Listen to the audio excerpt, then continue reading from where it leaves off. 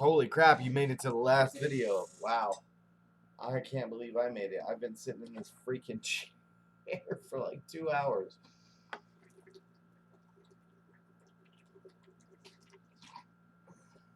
Did you figure it out?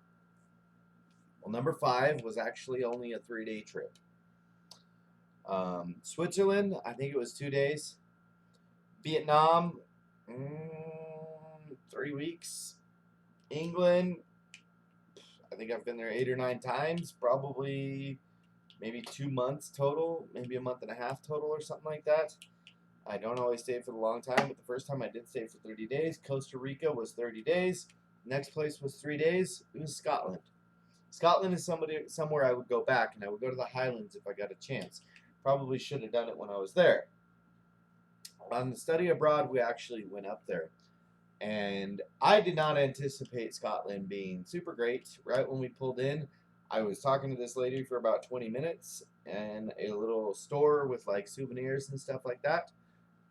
And then after about 20 minutes of talking to her, I realized I had no clue what the fuck she just said for 20 minutes. And then as I started to try to listen to her, all I thought was like, I'm in a fucking Braveheart movie. I cannot figure this shit out. So, anyway, she was really nice, and I got the fuck out of there because I had no clue what I was doing. I went to like some whiskey stores and stuff like that and couldn't find nothing that I was looking for. Anyway, I ended up going to like a bar like pretty much like 2 days in a row, and then I would end by Scotland was the deepest feeling place I've ever been. When I was in Nottingham, Scotland, in Edinburgh specifically, I guess I should have said that. That's the only place I've been is Edinburgh in Scotland.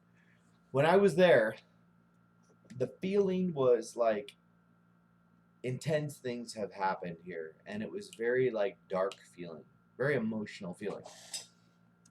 I went on one of the first things that we did was we went on this tour called Mary King's Close, Colse.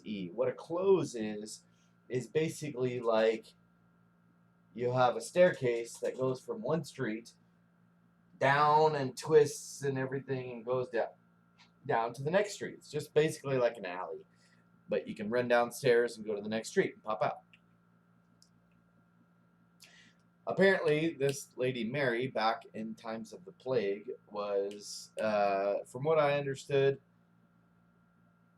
it was a place where the plague was pretty bad. And assumed because the reason was because they were throwing shit out their windows. And they were saying, like, Gardaloo. I think that was the name. They would say Gardaloo, and it would be like, oh shit, here comes a crap. Gardaloo. Right in the eye or something, you know, right in the kisser. But it was just really unsanitary back then. And I don't know if that's why the plague was caused or whatever, but I would say that probably had a good reason for it spreading so damn fast. Anyway, they had started like bricking these people up and built a city on top of a city. So when you go to Mary King's Close, it's actually built under like the Edinburgh Capitol, and it's actually where the original city was. So they actually built the new city on top of it. It's really creepy, okay? Really creepy. Like, it was so sad being under there and seeing all this and stuff like that. Anyway, go on that tour. I don't want to spoil it for you, but do the tour. They had a Scottish monument, which was like 15 floors or something like that, and you climb up and you get like a little certificate because you're freaking clearly psychotic for just going up 15 floors of a spiral staircase with like literally this much room, and you're like, oh my gosh, if I eat like one cookie, I'm gonna get stuck in here because I'm gonna get bigger. Anyway, I did that, and it was really pretty. The other things that we did was Arthur's Seat, which was basically like a really high hike, and it was so pretty. It was just a really pretty experience. I just loved it a lot. It was so much fun, and there was a lot of relaxing outdoor stuff there. But I stayed. It was just the last day I was there. I went to. I think this was the highlight of it for me. Went out on my own, and I said, you know what? For some reason, I want to see what the ocean looks like here. And I thought, like, since it's such a dark and moody place, I bet you it's got some really dope ocean looks.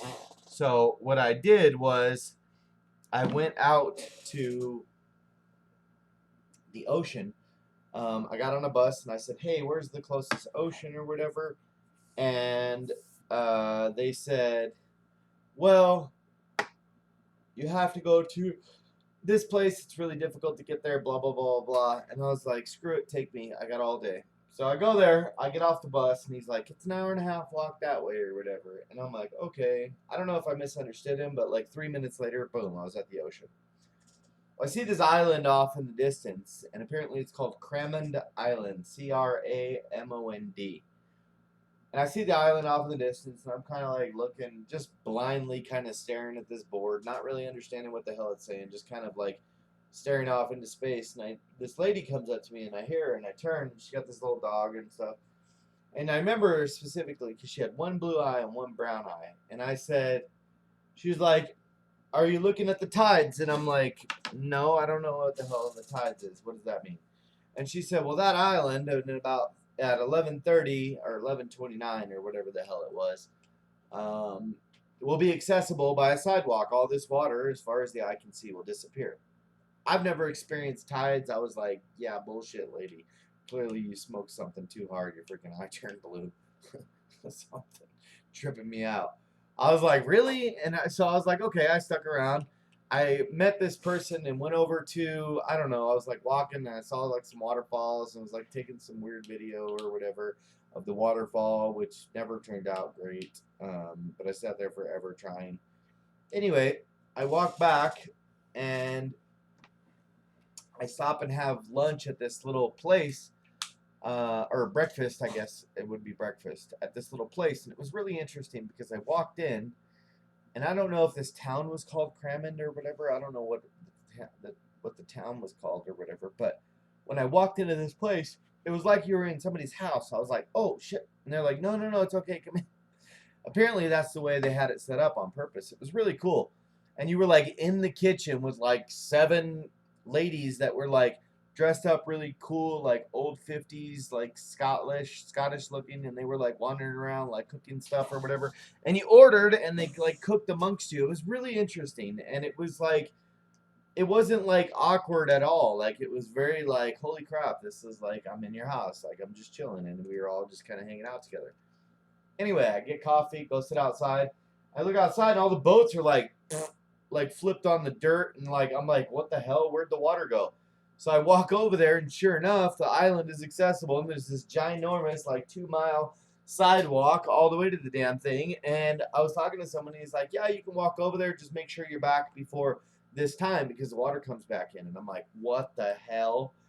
Screw it, I'm going." Like I started walking across this, and on the sidewalk, there's a sidewalk right here, and next to the sidewalk, there's these like giant pylon pyramid cement structures, like every 5 feet all the way down. Like they're, I don't know how tall they were, maybe 10, 20 feet. I don't remember exactly how tall they were, but they were definitely obvious all the way down. I found out later that was actually the island was set up to be like a stronghold to protect Scotland from Hitler. So those actual cement things were to stop. They were submarine stoppers. So if they tried to come in with submarines, they couldn't get through because, well, I mean, you could probably just blow them up or something. I don't know what the hell or whatever. But apparently that's what they were to stop. They were making sure that you couldn't get through those, which was kind of cool.